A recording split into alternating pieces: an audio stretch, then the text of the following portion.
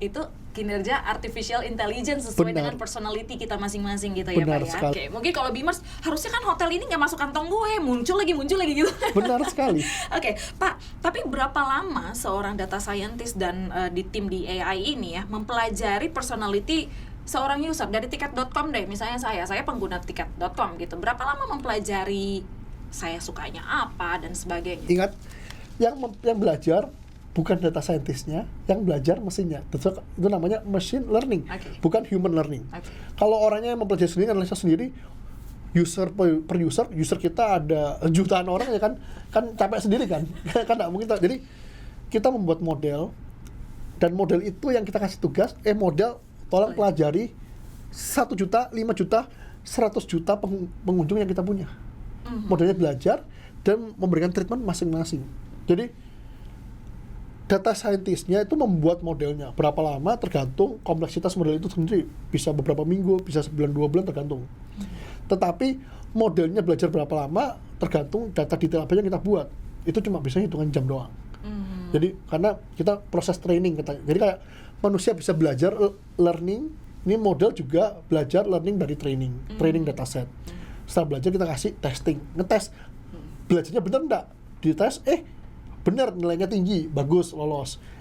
Nilainya jelek, belajar kurang benar, ayo belajar lagi atau gimana. Jadi ada proses-proses seperti itu di belakang layar, waktunya berbeda-beda, dan nanti setelah nilainya bagus, itu namanya teknik evaluasi, kita pakai, ditaruh di production sehingga dikonsumsi oleh pengguna kita. Dan mereka nanti kita lihat performanya, bagus, ini user-user jadi suka booking barang-barang ini, berarti modelnya membantu banyak.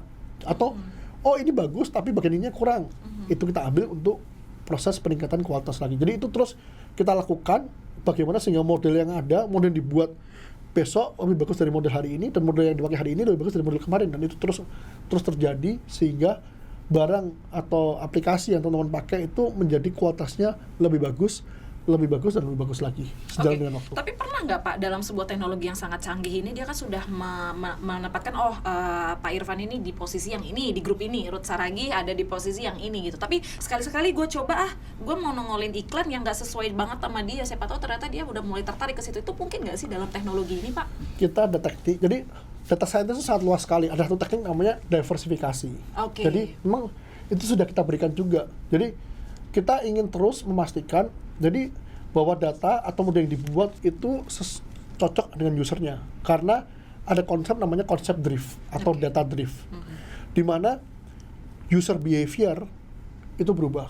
Paling gampang pre-COVID atau waktu COVID atau yang sekarang COVID dan post-COVID itu berbeda. Dulu waktu COVID orang-orang suka cari hotel untuk mungkin isoman, mungkin untuk healing, atau mungkin tinggal hotel di kota yang sama. Saya tinggal di Jakarta, saya nyari hotel di Jakarta. Post Covid sekarang saya tinggal di Jakarta, pengen nyari hotelnya di Bandung atau Bogor. Behaviornya berbeda.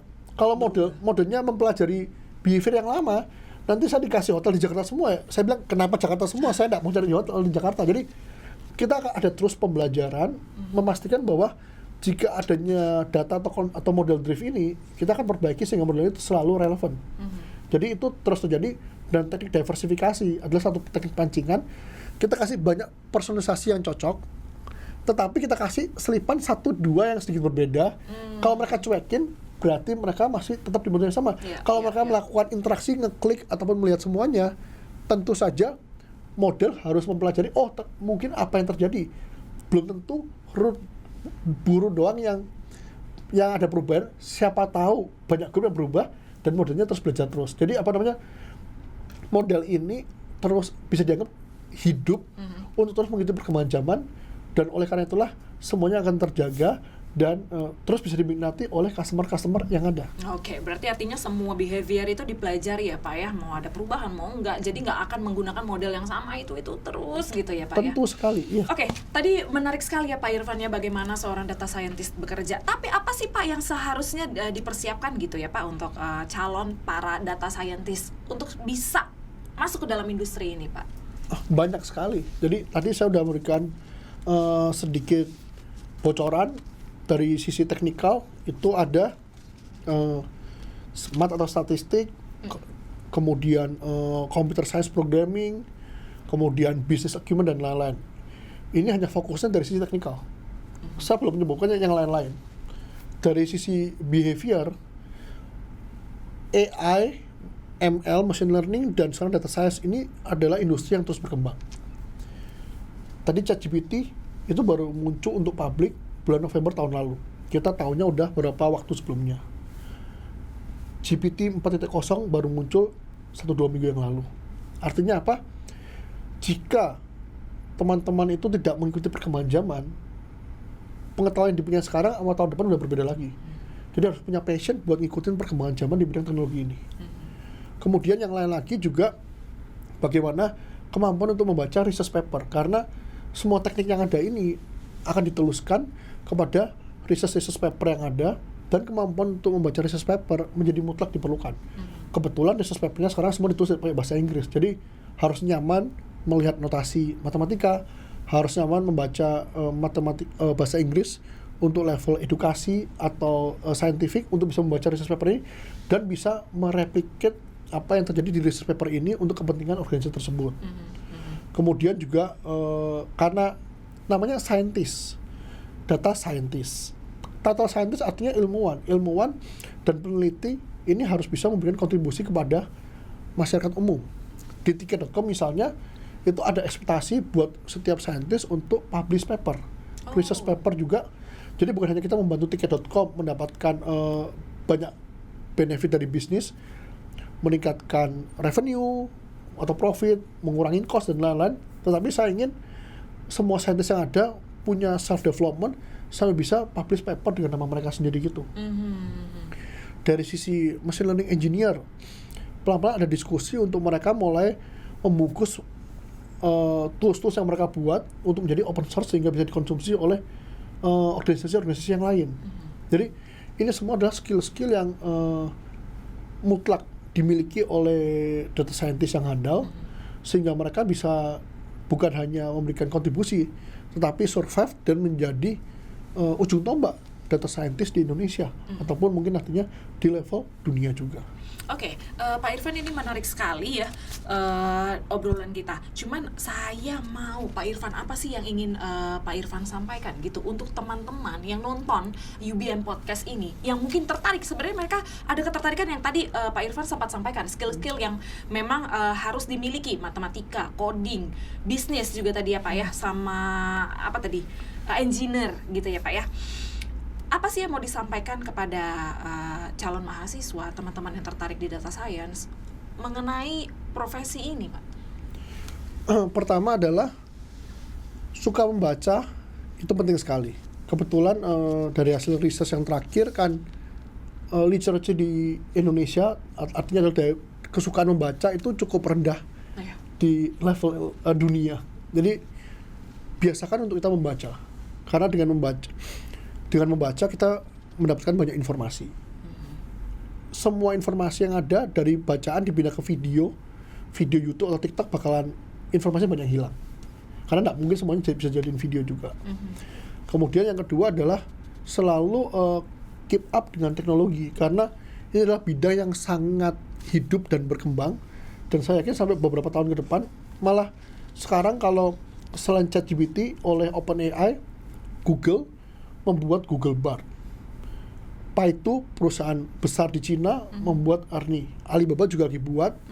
Microsoft udah memakai GPT 4.0 dari OpenAI ditaruh di Bing-nya mereka.